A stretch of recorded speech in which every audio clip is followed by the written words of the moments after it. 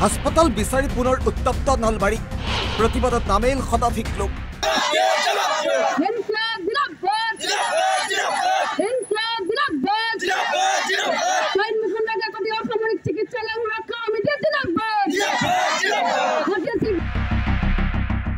নলবাৰীৰ শহীদ মুকুন্দ কাকতি অসামৰিক চিকিৎসালয়ৰ পূৰ্বৰ মৰ্যাদা ঘূৰাই দিয়াৰ দাবীত পুনৰ প্ৰতিবাদ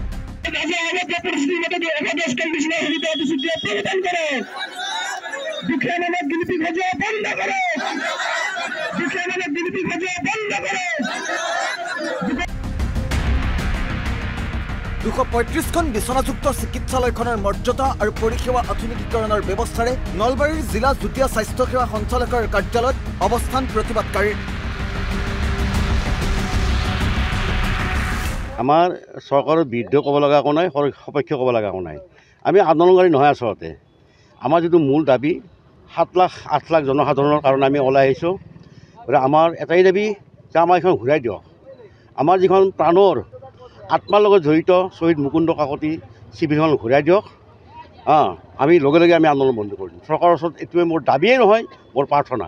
এই মুহূৰ্তত নলবাৰীত স্বাস্থ্যসেৱা, চৰকাৰী স্বাস্থ্যসেৱা নাই। চামতা CHCত এটা বেণ্ডেজ পৰ্যন্ত নাই। এইটো অৱস্থা। নলবাৰী জিলাৰ প্ৰতিখন চিকিৎসালয়ত, চৰকাৰী চিকিৎসালয়ত একো নাই। আমি জয়ন্ত মল্ল বৰুৱা আৰু হিমন্ত বিশ্ব শৰ্মা আৰু চন্দ্ৰমোহন পাটোৱাৰীক এটা প্ৰশ্ন কৰিব খুজিছোঁ যে নলবাৰীৰ প্ৰাইভেট নাৰ্ছিং হোম কেইখনৰ পৰা তেওঁলোকে কিমান টকাকৈ ডোনেশ্যন পায়? চৰকাৰী চিকিৎসা সেৱা তেওঁলোকে ধ্বংস কৰিলে কিয়? সিদিনা আমাক গোটেইকেইটাকে নক্সাল বুলি কয়, বাওপন্থী বুলি কয়। তেওঁলোকে ইয়াত 110খন বেড দিয়াৰ কথা ঘোষণা কৰিছিল।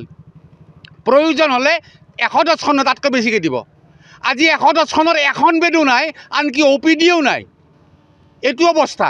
আজি প্ৰায় 80 দিন পাৰ হ'ল, 80 দিন পাৰ হৈ গ'ল তেওঁলোকে ঘোষণা কৰা, প্ৰায় 3 মাহ হ'ব হ'ল। 3 মাহত এখন হস্পিটেল বনাব পৰা নাই এখন চৰকাৰ। মাহত 3000 4000 কোটি টকাকৈ ধাৰ লৈ আছে। তেওঁলোকে ফ্লাইঅভাৰ বনাইছে, দলং বনাইছে, ইটো বিল্ডিং ভাঙি সিটো বিল্ডিং বনাইছে, কিন্তু ইয়াত হস্পিটেল এখন নাই। নলবাৰী জিলাত হস্পিটেল নাই, চৰকাৰী চিকিৎসা সেৱা নাই। অথচ নলবাৰী চহৰত থকা প্ৰাইভেট নাৰ্ছিং হোম কেইখনত এতিয়া বৃদ্ধি বাট নোপোৱা অৱস্থা।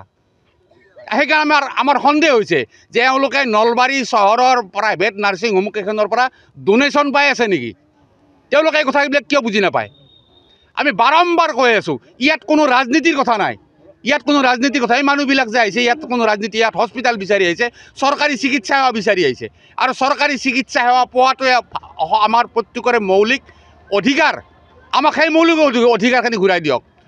অমুক দিম, তমুক দিম, গালি পাৰিব তেওঁলোকে, এইবিলাক কাম কৰি আছে। সেইকাৰণে তেওঁলোকক আকৌ কৈছোঁ, আকৌ আহ্বান জনাইছোঁ যে তেওঁলোকে যদি পাৰে ইয়াত আমাক গালি যিমান পাৰে পাৰক, শ্বহীদ মুকুন্দ কাকতি চিকিৎসালয় সুৰক্ষা সমিতিক যিমান গালি পাৰে পাৰক, কিন্তু ইয়াত চিকিৎসালয় দিয়ক। আমি সেই কথাটো বিচাৰিম। নলবাৰীৰ পৰা চন্দন শৰ্মাৰ ৰিপৰ্ট, অসম লাইভ 24।